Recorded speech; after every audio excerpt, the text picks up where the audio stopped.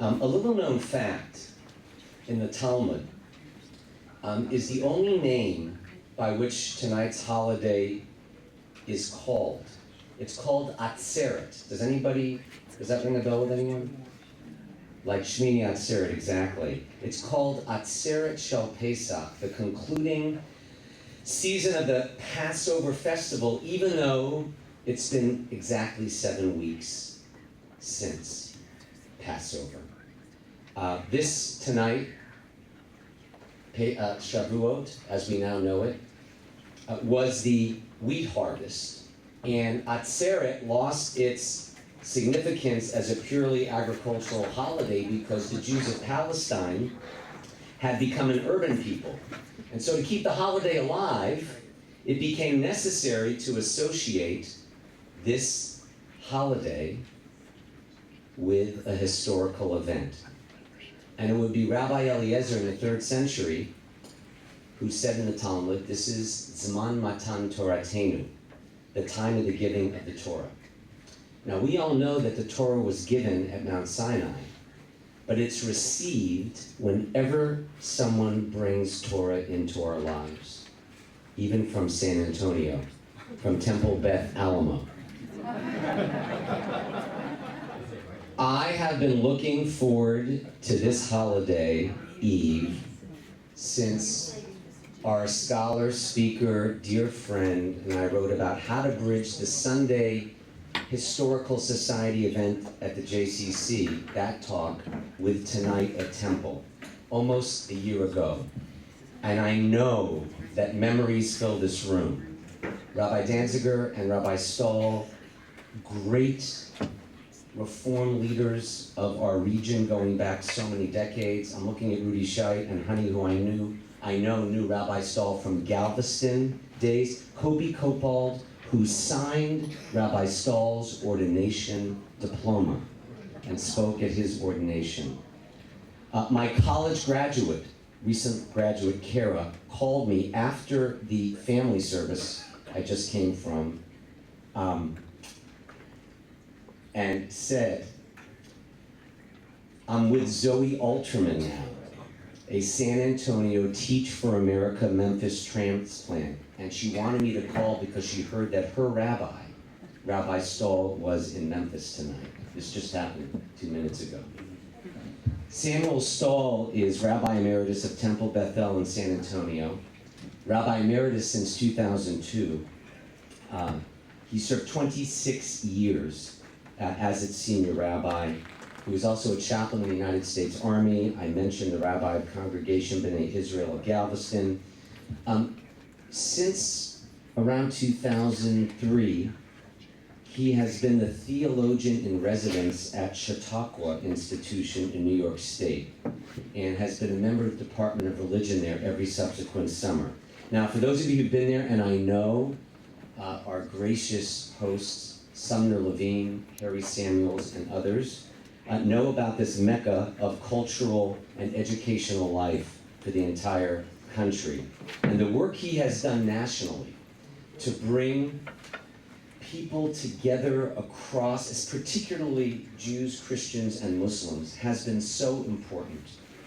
Bright, articulate, thoughtful.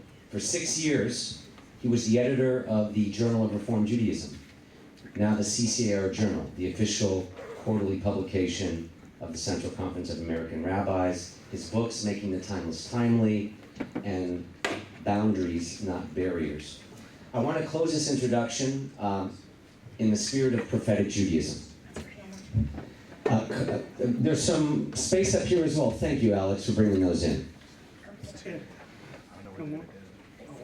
In the spirit of prophetic Judaism, for those of you who'll be at services tomorrow, you know we always read from the Torah, but on holidays and Shabbat, we also read from the Haftorah. Guess what tomorrow's Haftorah reading is on the first day of Shavuot? I'll give you a hint. You all know the words from Isaiah, Kadosh, Kadosh, Kadosh, right? Holy, holy, holy is the Lord of hosts. Does anybody know the next line? You memorized the Union Prayer Book.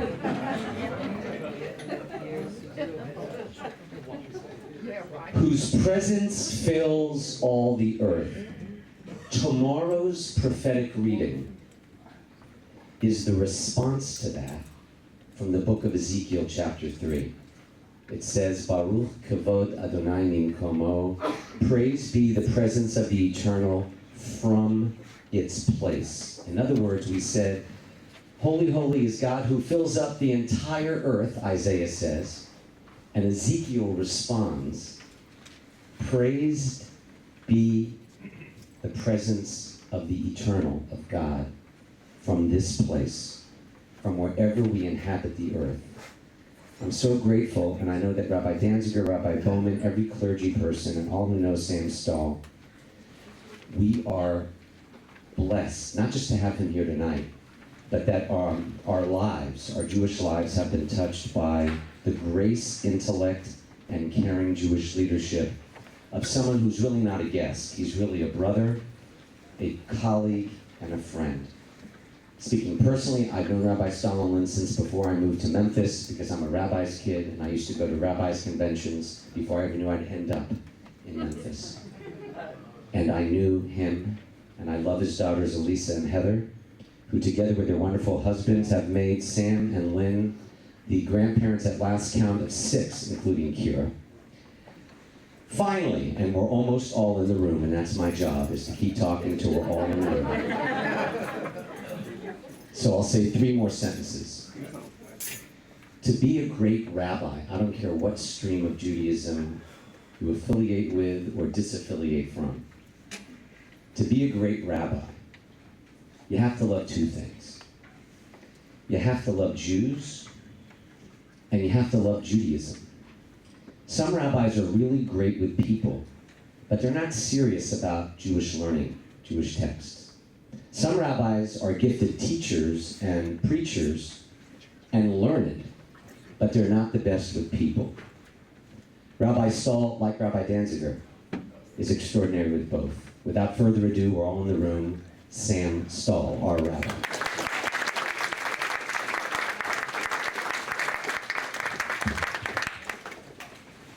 I think I better quit while I'm ahead here. Thank you so much, Micah. That's a magnificent introduction, and I am extremely grateful to you for that and for your hospitality. I've received hospitality from you and from the Samuels and from the Levines and from the Danzigers in great abundance. Hospitality like I've never had before. I've spoken in many communities throughout the country, and I've never had the kind of hospitality, the warmth and graciousness that I experienced here. I am very grateful also to speak at Temple Israel tonight. I know that I've always admired Temple Israel. It's one of the premier congregations of this country. It's renowned not only for its outstanding rabbis, but its tremendous lay leadership, its creative programming, and its rock-solid stability. I've known and respected your 3 most recent senior rabbis, Rabbi Wax, Rabbi Danziger, and Rabbi Greenstein, and all of them have been abundantly talented and gifted religious leaders. Rabbi Danziger and I went to school together at the Hebrew Union College, and he and Jeannie are dear friends of Lynn and me. Harry is what I would call the quintessential rabbi's rabbi, and a consummate mensch. He's held in the highest esteem by everybody I've ever encountered. I first heard about Rabbi Greenstein, about Micah, when he was a rabbinical student. In 1988, our daughter, Heather, whom he mentioned, went on a pilgrimage to Israel, and she didn't report about anything except one program that she attended. She said there was a phenomenal rabbinic student that was leading one session that we attended during our 6 weeks, and his name was Micah Greenstein. When he is ordained, grab him as an assistant rabbi. Now, unfortunately, I wasn't looking for anybody that year, and you got the good deal here at Temple Israel. I've had the pleasure of visiting with Rabbi Grossman at various SWAR conventions, but I do not know Rabbi Bowman. I'm looking forward to the opportunity to meet her and get to know her tonight as well. Now, several times tonight I'm going to be talking about the rabbis. Now, to some of you, what I'm going to say may be elementary. But by talking about the rabbis, I'm not talking about your temple rabbis or about me. And let me explain what I mean when I tell you a story about a large conservative congregation, Shereth Israel in Dallas, Texas. Shereth Israel is planning to build a large commodious synagogue, and I see one of its products here, Colonel Mark London, who operates the ROTC program for the Air Force at the University of Memphis. His grandparents are dear friends of ours in San Antonio. Anyway, Congregation Shereth Israel is planning to erect a large commodious building in a posh neighborhood in Dallas.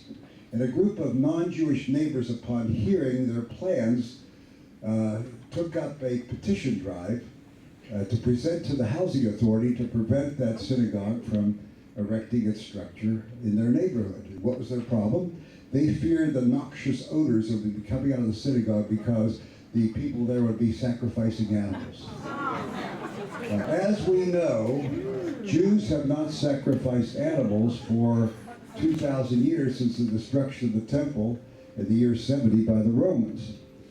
All these non-Jewish neighbors in Dallas knew about Judaism was what they read about Judaism in the Bible. In the Bible, the dominant form of Jewish worship was animal sacrifice. Let me reveal a shocking secret to some of you. About 95% of what we practice and believe in Judaism today is not found in the Bible. 95%, I would say. What the 95% consists of rabbinic teachings, those teachings that began about 200 years before the Common Era and extend really till today, but the most fruitful period, I would say, was between 200 BCE and 500 CE with the development of the Mishnah and Gemara, which formed together the Talmud.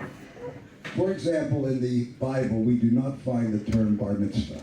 Nowhere in the Bible do we find the term bar mitzvah. Nowhere in the Bible do we find that a young man becomes of age at 13 in one day, as is the case now. The only age of majority in the Bible was 20. That's when a young man who was qualified could be summoned to military service. That was the draft age. Furthermore, in the Bible, it says that we should remember the Sabbath day to keep it holy. It doesn't tell us how. There's no mention of candle lighting and kiddush and challahs or haftalah to usher out the Sabbath. Also, it tells us that every man should leave his mother and father and cleave unto a woman and become one flesh. In other words, they should get married. It doesn't tell us how to get married. There's no reference in the Bible to the ketubah, to the 7 marriage blessings, to any of the rituals that are now connected with the ceremony of marriage. Tonight, as Rabbi Greenstein mentioned in his introduction, we're observing the holiday of Shavuot. Nowhere in the Bible is Shavuot observed as a holiday marking the giving of the Torah, as we now observe it. In fact, it's an agricultural festival, as he mentioned. It's the wheat harvest, the time of the wheat harvest. It was a time when Jews would bring baskets of their first fruits to the temple in Jerusalem and present them to the priests. It was the rabbis that created the holiday of Shavuot. And it's interesting, in the secular kibbutzim in Israel, for many, many decades, they reverted to the original purpose of Shavuot.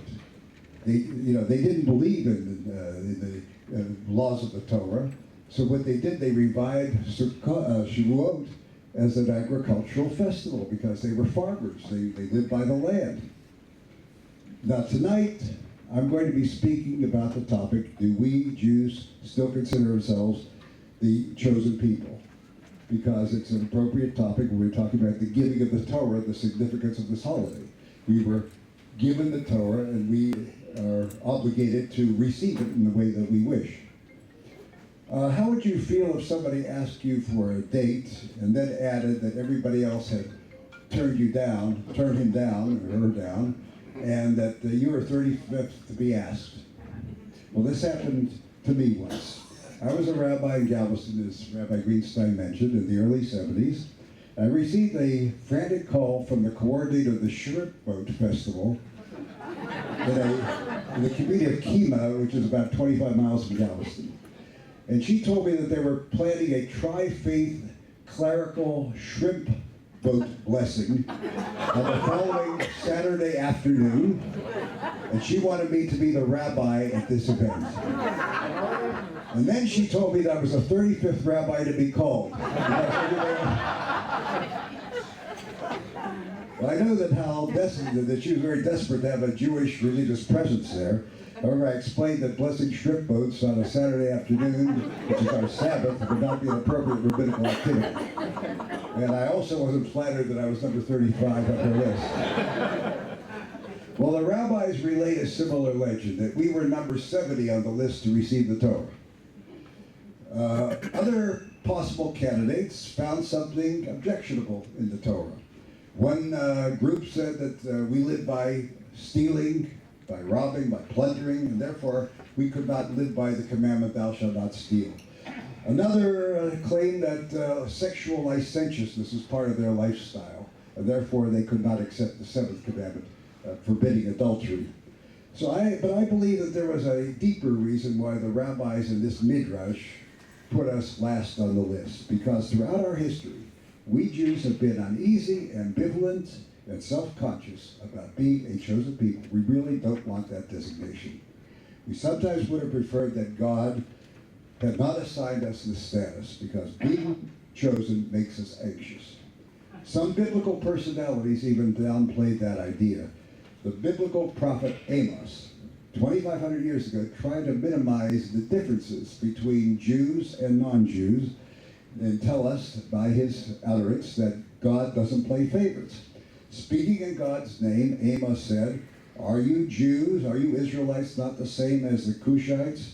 Did not I bring up the Israelites from Egypt, just as I brought up the Philistines from Kaphtor and the Arameans from Kir?" In other words, he emphasized that we were no different from the Cushites, the Philistines, and the Arameans. And later, the rabbis told a different legend about the giving of the Torah, from the one that I just related. We didn't really want the Torah, but God gave us no choice. God held up Mount Sinai over our heads, and God said, either you accept it, or this is going to become your tomb. I'm going to drop it on your heads. So the reluctance to accept the special status of being a chosen people has persisted throughout the centuries. We are now marking the 50th anniversary of the musical production Fiddler on the Roof. And who could ever forget that scene when Tevye tells it like it is? He speaks bluntly to God. He says, "We are your chosen people, but once in a while, can't you choose somebody else?" But he's reflecting thousands of years of Jewish ambivalence. Why don't we want this honored role? What is our problem? We are obligated as Jews to be in the vanguard, to be in the leadership of repairing, healing, and rehabilitating this ruptured world, of achieving tikkun olam. We're to be leaders in transforming the world into an arena of social justice and love. We're supposed to be the world's missionaries. Now, what do I mean by that? We're supposed to convert the world's people. Our task is not to win them to Judaism. It's to win them to a life of ethics and morals under God's sovereignty. We don't envision the day when Gentiles are going to celebrate Shabbat or fast on Yom Kippur. However, we want them to reject their false gods and live by the ethics and morals of the Torah under God's sovereignty. And we Jews are to make it happen. In so doing, we have to work with other like-minded monotheistic groups, like the Muslims and the Christians, those who embrace God's moral and ethical code in doing so. Isaiah, speaking in God's name, captures the essence of this when he says that we're supposed to be an or legoyim. Actually, the phrase is misquoted. It's l'or goyim, a light to the nations, a light to the nations. We're supposed to be the conscience of humanity. We are to shake our collective fingers at those who fail to follow God's moral laws. And this assignment has made us very unpopular. Believe it or not, our being chosen has been the cause of our anti-Semitism, some say. The ancient rabbis astutely noted that the Hebrew word for Sinai, where we receive the Torah, has a similar sound to the word Sinah, which means hatred. And they said that the Ten Commandments that we received at Sinai is the source of the hatred that people have to Jews. The moral law, the foundation of the revelation of Sinai, has caused others to despise us. Interestingly, Adolf Hitler once quipped that the Ten Commandments have lost their validity. He believed that conscience was the inventions of the Jew. Conscience, he said, was a blemish like circumcision. I have fundamental differences with Dennis Prager, a Jewish thinker who's now a talk show host. But I must admit that he and Joseph Talishkin do offer a brilliant analysis of the connection between our being a chosen people and a despised people. In his book, their book, called Why Anti-Semitism. According to these two authors, Prager and Talishkin, the deep-seated hatred against Jews is not caused by economic tensions or racial prejudice or any of the other usual reasons why people don't like us. Chosenness is our problem. They argue that the idea of a chosen people renders us as outsiders, people who are constantly at war with the most cherished ideals and beliefs of others. We embrace a God without a body who imposes a strict code of conduct on the world, and therefore others see us as invalidating their gods, gods whom they manufacture their own image and validate their immoral ways. In short, we Jews threaten the core values, the passionate allegiances of those outside the Jewish world. To add to their hostility, we Jews, to our hostility, the hostility against us, we Jews maintain that God has chosen us to bring the entire world to one God and God's moral law. So in teaching Tikkun Olam, attempting to reassemble the broken fragments of this world under God's sovereignty, challenging other people's beliefs, making ethical demands, has made us very unpopular, persona non grata. Having absorbed the lessons of chosenness over the years, we've embraced a higher quality of life than most other peoples. We know our families tend to be more stable. Jewish men are less likely to beat their wives, to get drunk, to walk out on their families. And such an idealized image, it may not be true in all cases, but it's bound to arouse deep envy and jealousy among others. It's similar to the average student in school who sees a classmate who's the highest achiever, a person with a straight A average. On the one hand, that average student admires the straight A student. On the other hand, that person resents the straight A student. So his attitude, or her attitude, the average student's attitude is one of love and hate, of attraction and repulsion. Now, George Steiner, if you look at your handout, if you don't have the handout, I'm going to read it to you. George Steiner offers this illuminating observation in A Season of Hell. And it's on page 1 of your handout. He says, "We hate most those who hold out to us a goal, an ideal, a visionary promise which we cannot reach, yet which remains profoundly desirable, which we cannot reject because we fully acknowledge its supreme value." In other words, something we really want, but we're not willing to work hard enough to get it. In other words, we proclaim a code that demands moral perfectibility. It offends the average person's inclination to be free of moral restraints. We're viewed as the goody-goodies of the world. And as I say, this view arouses ambivalent feelings of animosity and admiration. And there's another quote there that I think brings out this idea even more dramatically and more graphically by Olive Schreiner, a South African novelist. This author says the following: "Indeed, it is difficult for other nations of the world to live in the presence of Jews. It's irritating and uncomfortable. The Jews embarrass the world. The Jews brought to the world the Ten Commandments, which many nations prefer to defy. Jews taught the world not to accept the world as it is, but to transform it, yet only a few nations want to listen. And while their subconscious tries to remind them of how much of Western civilization is framed by the terms of concepts first articulated by the Jews, they do anything to suppress it. They deny that Jews remind them of a higher purpose in life and the need to be honorable. It's simply too much to handle for them, too embarrassing to admit, and above all, too difficult to live by." Great quote. Great quote. It says it all.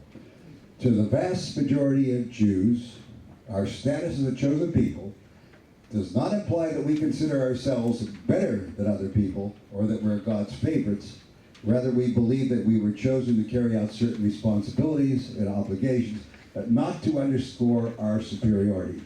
Unfortunately, there have been, throughout history, a small number of Jewish leaders who do think that Jews enjoy a higher status in God's eyes and that others are inferior in God's eyes. We call this viewpoint Jewish exceptionalism.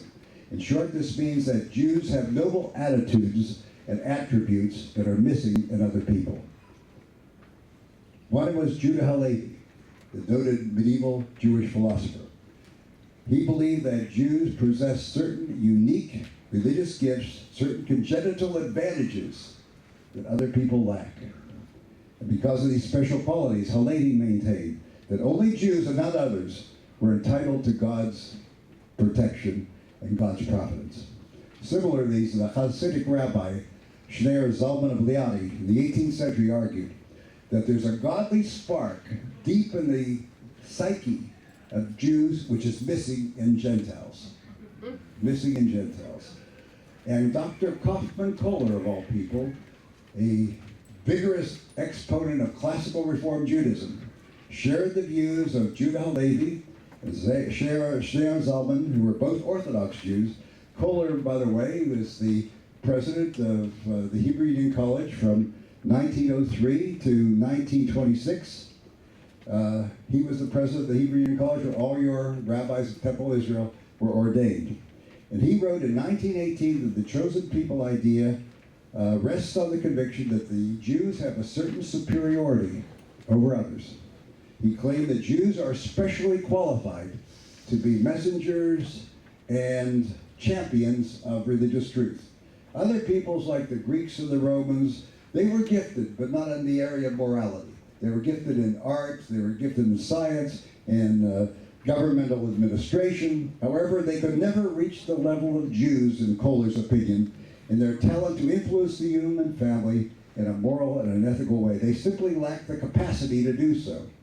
I personally find these chauvinistic views offensive. However, we must understand how they possibly originated. Some of these views represent an angry reaction to the abuse, the degradation, the humiliation that we Jews have suffered over the centuries.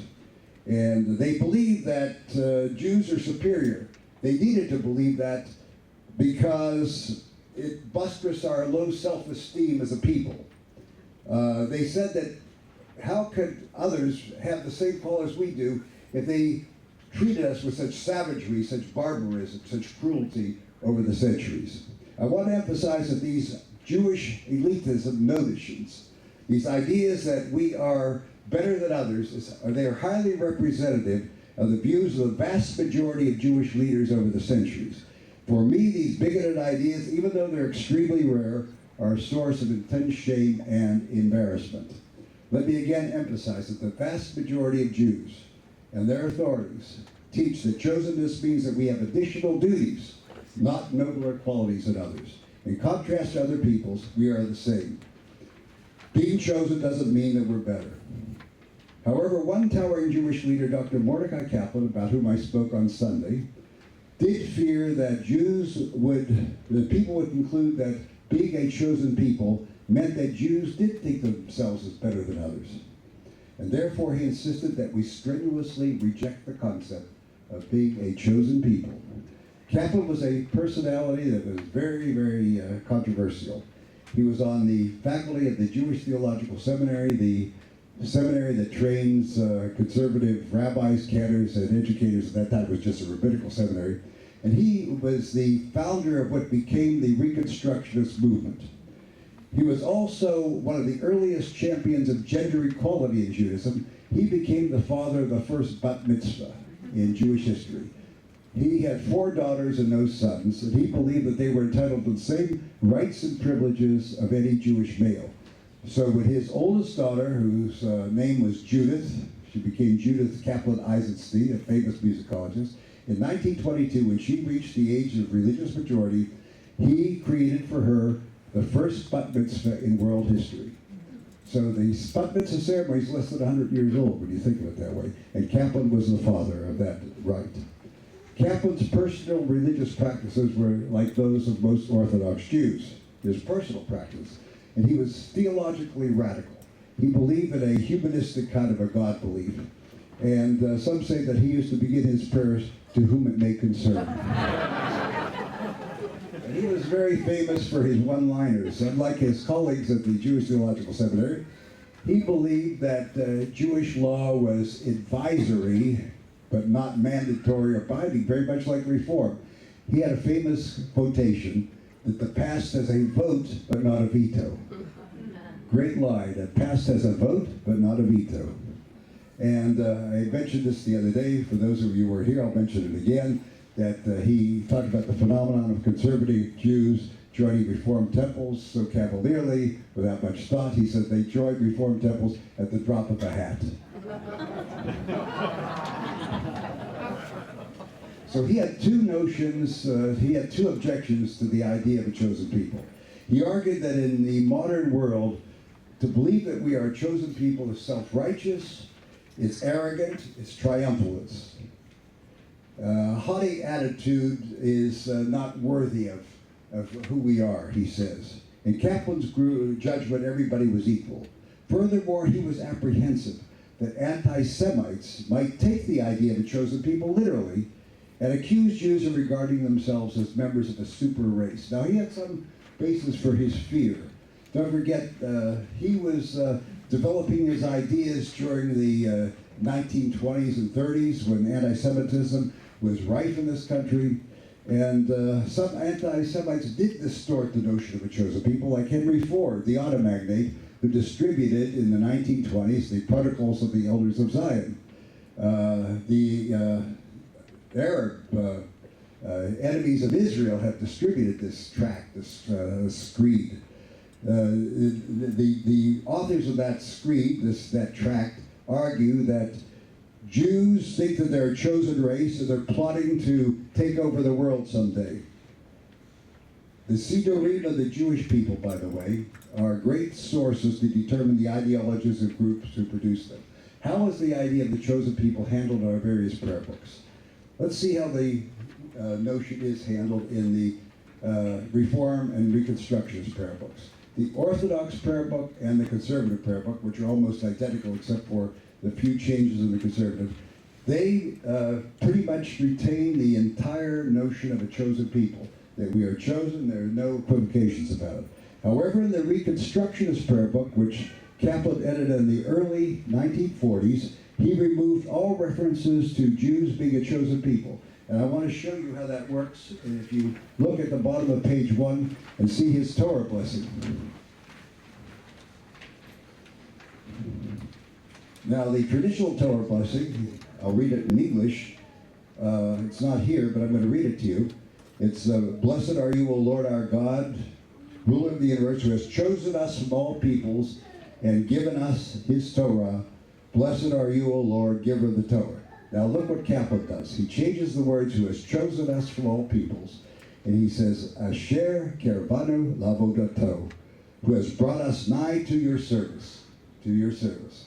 So the full blessing is, "Blessed be thou, O Lord our God, King of the universe, who has brought us nigh to thy service and has given us thy Torah. Blessed be thou, O Lord, giver of the Torah."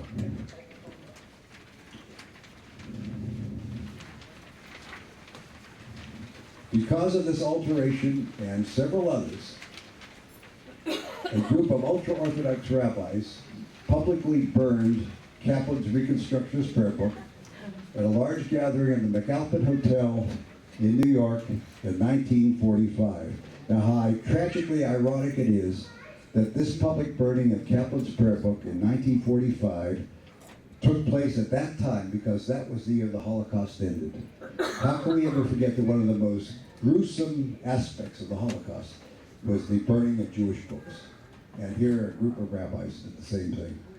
Incidentally, even today's Reconstructionist prayer book offers the traditional Torah blessing affirming the chosen people as a possible alternative to the Kaplan version, which is still there. Now, I doubt if Kaplan were alive today, he would have condoned the reappropriation of a prayer text that he found so offensive. But I want to say something about that. I was talking to Rabbi Greenstein about this yesterday. When we say If somebody knew what was going on today, he would roll over in his grave. Well, there's a story. We were at the Civil Rights Museum yesterday morning, and the name James Meredith came up. My cousin, Nadine Cahotis, wrote a book about the desegregation process at the University of Mississippi. And James Meredith, as we know, was the first black student to enter the University of Mississippi. He did so amidst great hostility. Police, dogs, everybody was attacking him. And 10 years later, in 1973, the history department invited him to be a guest speaker. And about 200 members of the faculty and student body came to hear James Meredith. And when he got done with his speech, 10 years after the first moment of integration, everybody gave him a standing ovation. And in the Q&A, the question and answer period, somebody asked him the following question: Mr. Meredith, how are the students today different from the ones that were there in 1963? He said, you know something, you're the same people. He said, if they were here today, they'd give me a standing ovation. If you were there then, 10 years ago, you'd do the same thing that they did. So times change people. And I think we say somebody's going to roll over in his grave, it's really not fair to that person. So I was just saying, I'm not sure how Kaplan would react to having the chosen people reintroduced into the prayer book. Now, the Reform movement has never abandoned the idea of the chosen people, but it's been very uncertain about it. And I'm going to prove that by showing you different examples from Jewish liturgies in the Union Prayer Book and other prayer books that we've used. Now, in the small Union Prayer Book that we were using until the mid-70s in Reformed congregations, if I can find my handout here, wait a minute. Thank you. If you'll look at the top of page 2, you will see that the Kiddush is missing 2 words. The Kiddush that was found on page 93 of the Union Prayer Book, published in 1940. Note where I have the arrow. I'm going to read from the beginning of the 3rd line, where it says Zikaron, the Maaseh Bereshit. That means that the Sabbath is a memory, a memorial to the work of creation, for it is a day that begins the convocation of holiness, a memory or memorial to the Exodus of Egypt. Here's the key phrase: for you have chosen us and made us holy. And there are 2 words that are missing there. Mikol ha'amim. It could be you are holy. You made us holy as distinct from other peoples, or you have made us holier than other peoples. It could be read either way. And so we find those 2 words, Mikol ha'amim, missing in the Kiddush of the Union Prayer Book of 1940. Very interesting. Now, there's a backstory about this. We're not sure about the details of the production of the Union Prayer Book, unlike the other prayer books that we have today. Unlike Mishkan Tefillah, unlike Gates of Prayer, its predecessor, the names of the members of the liturgy committee are published in the foreword, and also the author of the various prayers we can find in the back section. Anonymity characterizes the Union Prayer Book. Therefore, some say that the omission of the phrase Mikol ha'amim, from all peoples, or better than all peoples, was deliberate, while others ascribe it to a printer's error. Now, I'm inclined to believe the former theory, since that phrase was never restored in subsequent printings. To my knowledge, there's only one congregation in the country that still uses that original Union Prayer Book on a weekly basis as Temple Evangel in New York. And to my knowledge, that phrase is still missing to this very day. Now, when the cantor sings the Kiddush, of course, the cantor includes the phrase. Let's see how the editors of the Union Prayer Book deal with another passage dealing with the chosen people. Traditionally, it's known as the Aleinu, but we called it an adoration for many decades. Now, in the traditional Orthodox form, let's look at the bottom of page 2 and see how the Aleinu is rendered there.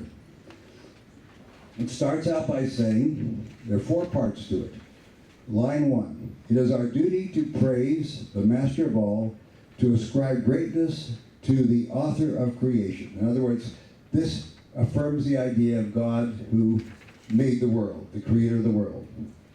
Now, the second part is, who has not made us like the nations of the lands, nor placed us like the families of the earth, who has not made our portion like theirs, nor our destiny like all their multitudes. And you know those phrases in Hebrew, Shalo asanu k'goyei haratzot, v'lo sabanu k'mishpachot ha'adamah, Shalo sam chalkinu kahem, v'goralenu k'hol hamonam. I don't know if you use that version here, or do you use that version here? Okay.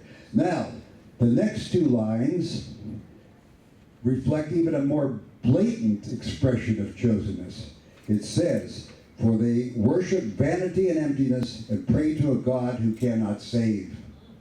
All right, now that was removed in the Middle Ages in some prayer books by Christian censors who thought that the intention of the authors of that prayer, the intention was to denigrate Christianity. So they banned it from use. Now, unfortunately, in some Orthodox synagogues today, that phrase has crept back into the liturgy. And then, of course, the last part, which is our Va'anachnu, but we bow in worship and thank the Supreme King of Kings, the Holy One, blessed be He. Now, Reform liturgies continue to demonstrate ambivalence about the chosen people in the Aleinu, expressing our differences from others and belittling other forms of worship. So anyway, let's look at how the Union Prayer Book dealt with the idea of the chosen people in 1940 in the Aleinu. We call it an adoration. Look at the paragraph there at the top. Let us adore the ever-living God and render praise unto Him who spread out the heavens and established the earth, whose glory is revealed in the heavens above, and whose greatness is manifest throughout the world. He is our God, there is none else. We bow the head in reverence and worship the King of Kings, the Holy One, praise be He. Parts 1 and 4 there, not a reference whatsoever to chosenness. Chosenness has been eliminated from that adoration prayer entirely. Now, in the newest Reformed prayer book, we have a prayer that affirms chosenness, but it does so in the positive rather than the negative. Instead of saying, who has not made us like the other peoples of the earth, it says it in a more positive way, as I say. Asher sam chalkenu li'ached shemo v'goralenu laham lichmachunu. That's the one that's used in my own congregation in San Antonio. Now here's the translation of that at the bottom. Affirming chosenness. There are 4 versions of the Aleinu, by the way, in Mishkan Tefillah. You can take your pick. So I don't know what we believe. Let us now praise the sovereign of the universe and proclaim the greatness of the Creator, whose unity we are charged to declare, and whose realm it is our purpose to uphold. Therefore we bow in awe and thanksgiving before the one who is sovereign over all, the Holy One, blessed be He. I must admit I have a bias toward that selection. I like the idea of saying that idea of chosenness positively rather than negatively. By the way, in the preliminary blessings of that same prayer book that has restored the traditional text, who has not made us like the other peoples and so on, there's a blessing that we, in the Orthodox prayer book says, Baruch atah Adonai and so on, Shalo asani goy, who has not made me a Gentile. And we have changed it in the same prayer book to Shasani Israel, who has made me a Jew. But yet the traditional text saying that God has not made us like the others has returned to the Reformed liturgy. It also was found, I think, in the Gates of Prayer as well. All right, now let's look at the final version. There are 4 different ways of finding, and 4 different expressions of the Aleinu. Again, we don't find chosenness mentioned at all in this 4th version. Back page. Let us now praise the sovereign of the universe and proclaim the greatness of the Creator, who spread out the heavens and established the earth, whose glory is revealed in the heavens above, and whose greatness is manifest throughout the world. You are our God, there is none else.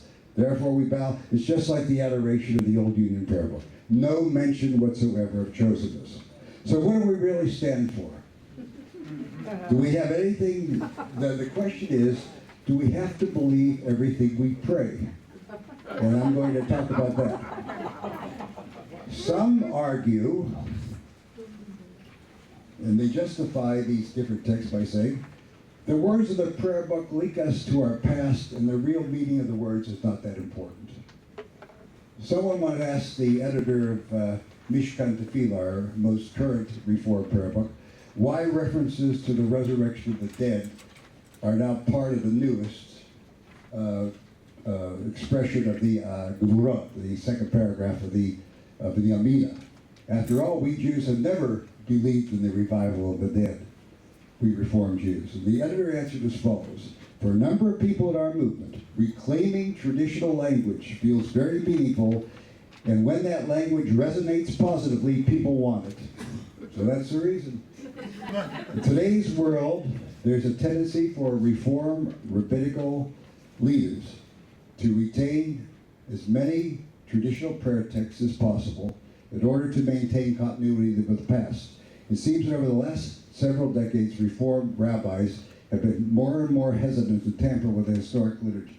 Now, three leaders, one from the Reconstructionists, one from the Reform, one from the conservative movements, have defended that approach. The words don't mean as much as the traditional value of saying the words, okay? One is Rabbi Alan W. Miller.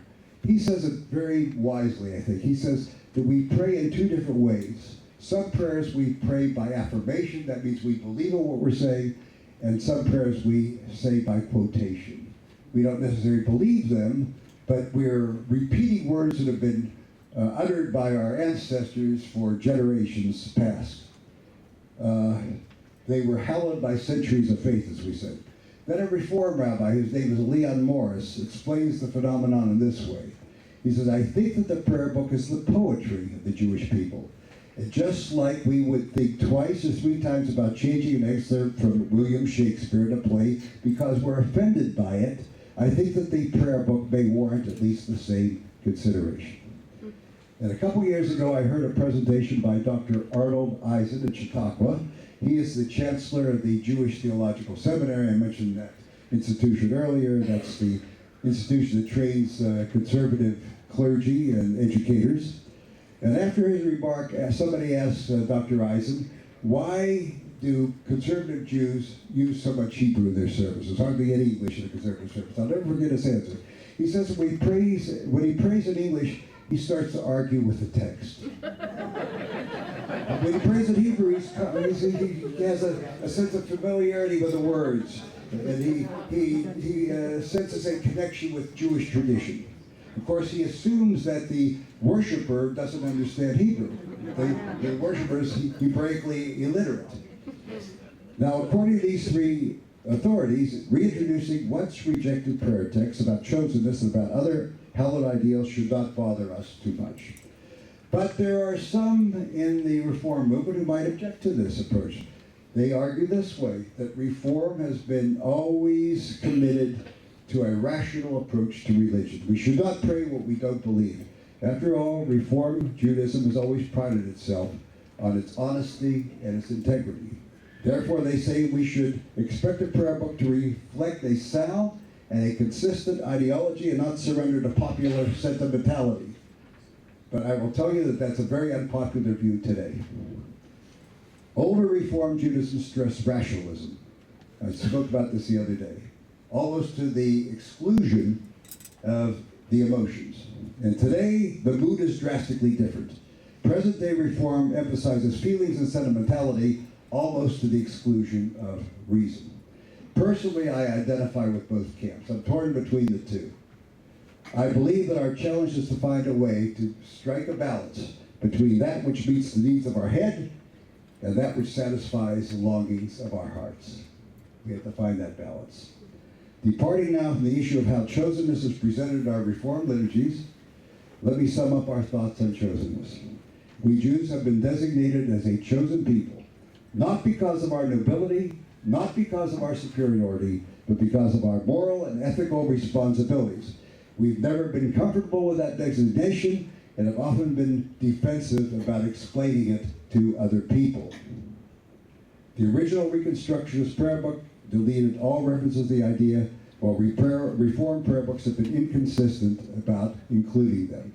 Conservative and Orthodox prayer books have always included them intact.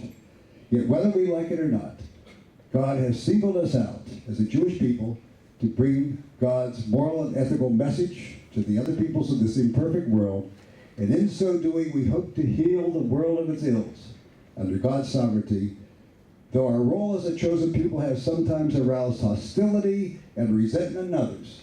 Nonetheless, it has been our glory and our strength. Now tonight I've been asked to cover a massive subject to the chosen people in about 45 minutes.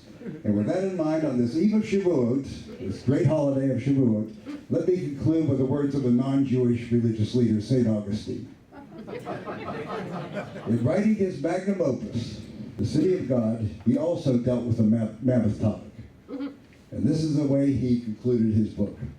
For those who think I've said too little, and those who think I've said too much, forgive me. And let those who think I've said just enough join me in giving thanks to God. Thank you.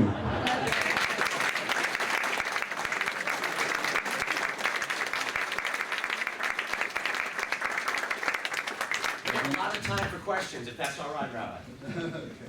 Questions? Comments? Alternative views of chosenness? Please. How do you feel about being chosen?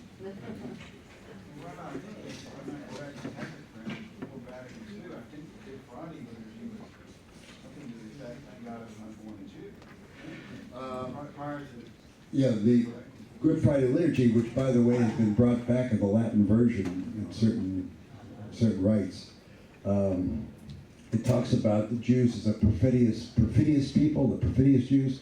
And it also asks God to remove the veil from the eyes of the Jews so they may see the glories of Jesus. I don't know the exact phrasing, but that's the idea. So we were chosen. In their view, we lost that status when Jesus came. But it never meant superiority. I want to make that, you come away with nothing else. It does not mean that we feel we're superior. Yes? Hey, Rabbi, I think most of I can talk. Thank you. I've always heard that Orthodox Jews believe every little letter of the Bible, literally, and everything. And of course, what I love about Reformed Judaism is that we change according to modernity, et cetera, et cetera. Does a ultra-Orthodox Jew believe that we are the chosen people? Is there any really proof of that in his Bible, quote unquote, compared to some of these things you're quoting? Well, if you go by the words of the prayer book, they definitely believe in the chosen people. Without equivocation, as I say, there are even some who believe that we are superior to others. There's one group of Jews today who feels that Gentiles do not have a human soul. They believe that that they were born with an inferior soul. Only Jews have a human soul. And so they don't consider a marriage between a Jew and a non-Jew to be an intermarriage, because an intermarriage can't take place between a human and a non-human. Yeah, that's I don't want to tell you which group it is, but there is a group like that, yeah. Yes, sir. My question was kind of interest. You had indicated that you served in the United States Army in the chaplain's corps as a Jewish rabbi. Mm-hmm. How many would be in that service in the Army? How many? How many Jewish rabbis? Oh, Chaplains. I don't know. I know I was assigned to Korea, and we had 2 at that time. Okay. Today, I would say the majority of Jewish chaplains, by the way, are not Reform or Conservative, mostly Orthodox. Whereas at one time, when I was ordained a rabbi in 1967, we were required by our rabbinical association, if we were able-bodied and otherwise qualified, to go into the military. And by class, they categorized us as either being single, married without children, or married with children. The first, the 3 major movements would get a message from the chiefs of chaplains of the 3 branches of service as to how many chaplains were needed. So 45 were needed that year, 45 Jewish chaplains. 15 would be supplied by the Reform, 15 by the Conservative, 15 by the Orthodox. When I was ordained, it was in the height of Vietnam. They rarely had to go into the married with children category at my seminary, but that year they did. So many people who had children had to go into the military. Yes, sir. I got a question. I was just wondering, how did Herzl, when he formulated his Zionist ideology at the turn of the century, how did he view the chosen? I don't know that. He was more concerned with a land of refuge and safety for Jews, a place where they could achieve their dignity that was robbed from them by living in the diaspora.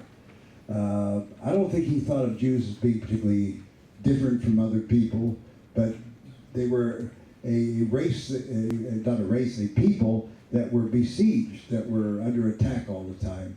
And therefore, because they were under attack, we were under attack, they couldn't develop their full potential.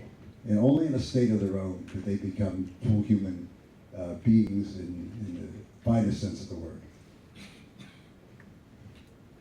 Yes, Rabbi, that's it.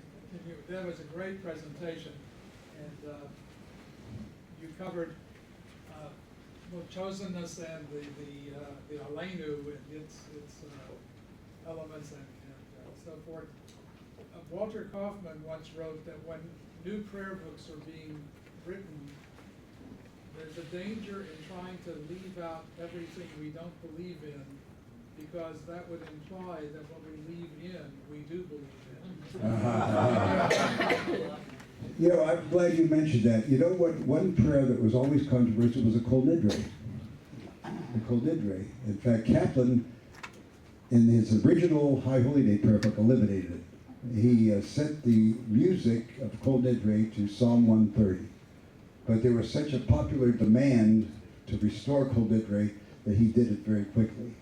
If you look at the Union Prayer Book, Volume 2 for the High Holy Days, it was published about the same time Volume 1 was, that you saw excerpts from Volume 1 tonight. In that prayer book, there's a line that says, Kol Nidre chant, but the words aren't there. So it's optional in Reformed congregations, at least in theory. I think they were using it, but they didn't want to put the words in. If you look at that page, there's a huge space. Apparently, there must have been some debate on the liturgy committee, and somebody said the prayer should be placed in the text completely, and others say that you should just have a line. I guess the people, apparently the text was originally placed and it was removed, and they had to do something to fill the space, and they just put a line in Kol Nidre chant here. What's the problem with Kol Nidre? It says that all promises, pledges, vows that we make from this Yom Kippur to the following Yom Kippur are null and void in advance. Now, one theory is that this was a prayer offered by the Jews in the Spanish Inquisition who were being forced to adopt Christianity against their will. And this would give them clearance in advance if they had to make that kind of a commitment. So people like Kaplan and others feared that Gentiles would say that Jews are unreliable because they can't be trusted. You sign a contract with a Jew, and the Jew doesn't intend to honor the contract. So they eliminated it for that reason. Also, the text of Kol Nidre is very interesting. The text is a legal formula, totally uninspiring if you would translate the words of Kol Nidre. Totally uninspiring. It's the music that saved Kol Nidre, not the words. And there's one exception, I think, to this whole issue of whether you have to believe what you say. I think that there's something about that music that grabs us, that reaches us into the deepest. It reaches the deepest parts of us. And I don't know of any synagogue in the world that has eliminated Kol Nidre today. Maybe the humanists. I don't know. Yes. You said something that troubled me, that all the chaplains were from the Orthodox. Today, the majority of chaplains. Am I right, Colonel? Not being an expert, I have seen more than I was anticipating. Yeah. The majority of chaplains serving today are Orthodox. Yes. Is that because they're only chosen, or is it because there's only one of the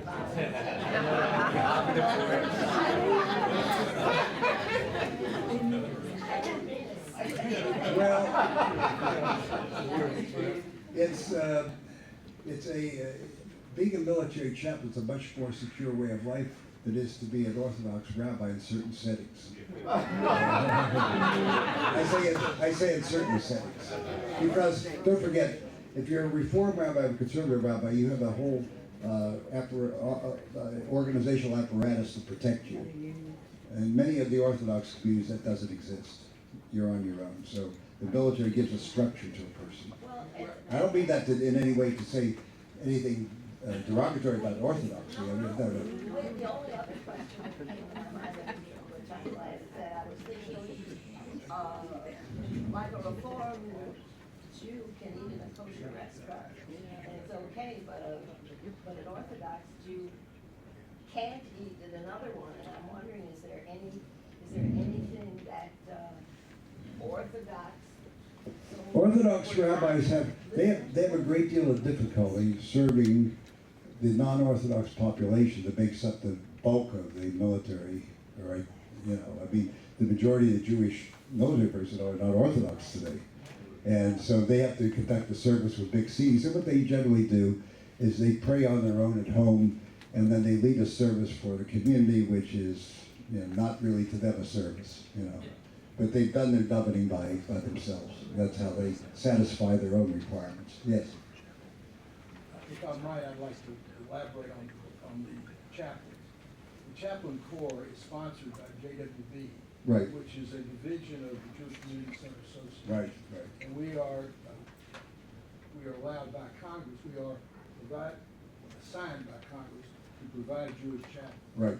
And Jewish chaplains now serve, there are about 10,000 Jews in the military, in the United States military at this time. I don't know exactly how many chaplains there are. For some reason, I want to think a couple of hundred. But they run the gamut. You're talking about Jewish chaplains? Jewish chaplains.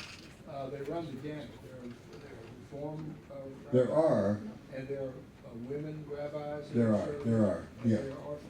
But I'm saying that the great majority are Orthodox today. It used to be much more distributed evenly than it's today. And they do go into a battle. Oh, yes. There is a new prayer book that was sponsored by JWB, Right. which is going to prove Bible reform movement, conservative Right. movement, Right. for the military. Right. And the head of the Commission on Jewish Chaplains is a Reform rabbi. But as I say, the majority of people who are serving as Jewish chaplains are Orthodox rabbis. Yes. Other questions? Yes, sir. How do the traditional Jews who believe in the exclusiveness, so-called, of the Jewish community square that with the idea of conversion?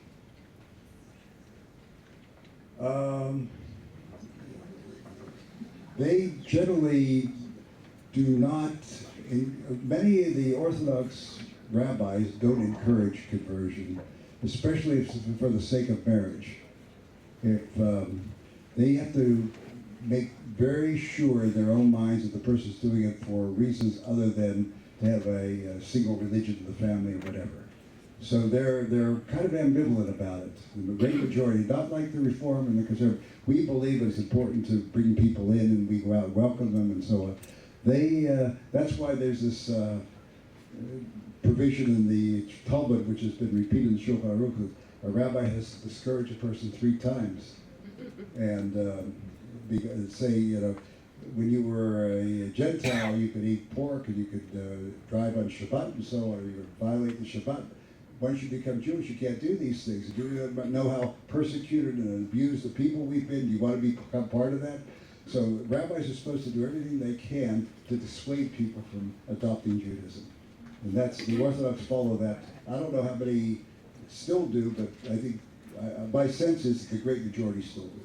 I don't want to have the last word. I want to continue the dialogue and the questions. We're not out of time yet. It's ironic, though, because this is the holiday when we read from the book of Ruth, who was the first to embrace Judaism. And this, by the way, if you didn't know, Shavuot is supposedly the birthday and yortzeit of King David.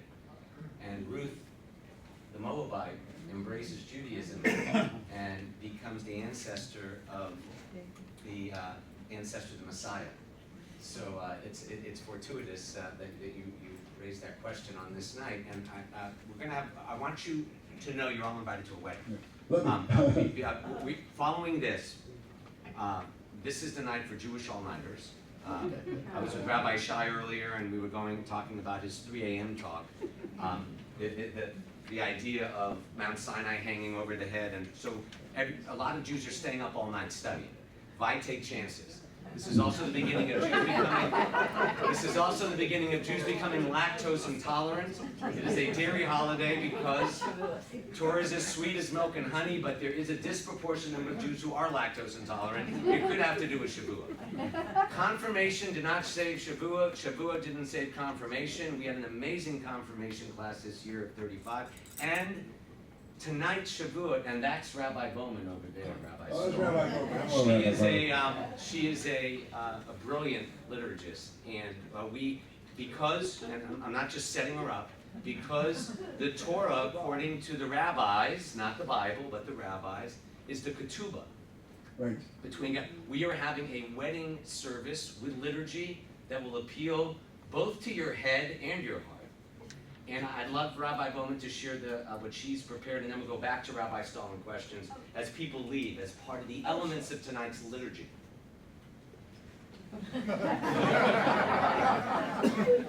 She's capable of it. I'm sorry, I'm in the wrong place in the room. I thank you for that, all of that. All I wanted to share with you was that our service in the chapel in a few moments will be brief, and as Rabbi Greenstein said, peppered with some wedding images that are relevant to the holiday that we're here to celebrate. And as you leave this room, near the door of the chapel, there is a table with little slips of paper on it, like this. And there are 3 different texts on the table. And I invite you to grab one. You can take all 3 if you'd like to, but certainly grab one as just a little nugget for reflection. Because of course Torah is meant to be taken and owned and planted inside of us, inside our heads, inside our hearts. So we wanted to offer the congregation a chance to do a little bit of personal reflection. There are also pens if you choose to actually write your reflection on the bottom of the sheet. And the third step is if you take it for reflection and you do choose to write on it, and you would be willing to let us share your anonymous words during the service as a response, we love that.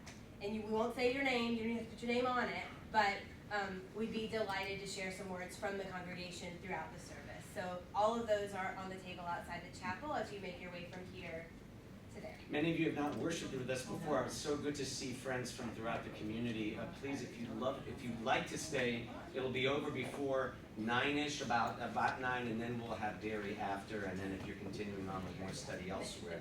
But back to Rabbi Stahl and you. We have more time. All right, I won't take a lot of time. No, I want to comment on Rabbi Greenstein's observation about the Book of Ruth, which is read as part of the Shavuot holiday.